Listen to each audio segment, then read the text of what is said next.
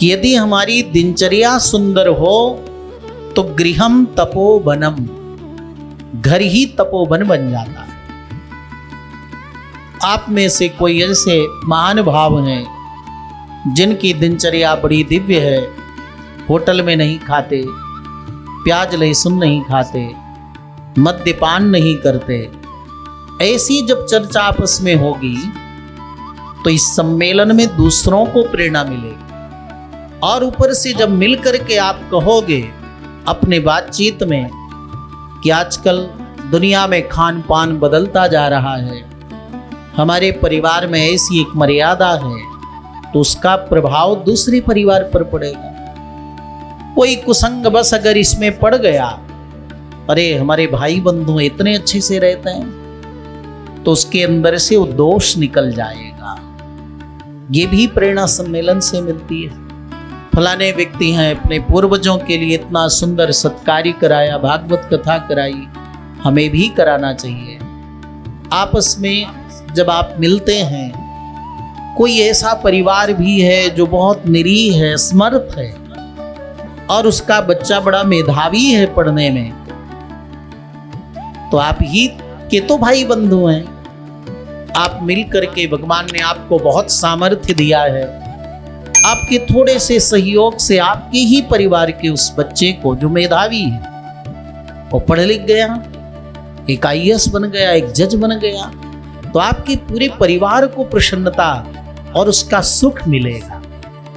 आपको तो जीवन भर सुख मिलेगा कि देखो हमने थोड़ा से सहयोग किया और वो बच्चा कहां से कहां पहुंच गया। तो ये सम्मेलन का कार्य है कि एक विश्वम नीडम, हमारे यहां कहा गया है कि पूरा विश्व ही एक घोंसला है। घोंसला जानते हैं ना, जिसमें वो पक्षी बनाते हैं तिनके का, वैसा ये पूरा विश्व ही एक घोंसला है, और इसमें रहने वाले सारे प्राणी बंधु हैं। माता च कमला देवी, पिता देवो जनार्दनः, बांधवा विष्णु भक्ताश्च, स्वलोकम भुवनत्रयम। अध्यात्म में तो तीनों लोकों को अपने स्वजन बंधु और कुटुंब कहा गया है। तो ऐसे सम्मेलन से प्रेरणा मिलती है, और जब वह बच्चा योग्य बनता है तो दूसरे बच्चों को प्रेरणा मिलती है। देखो उसके यहाँ ज्यादा धन धान्य व्यवस्था न होने पर भी वो पढ़ लिख करके कितना आगे बढ़ गया, तो दूसरे बच्चे को प्रेरणा मिलती कि हम भी पढ़ सकते हैं। विवाह शादी में इसी प्रकार कोई असमर्थ परिवार है तो कठिनाई है विवाह में।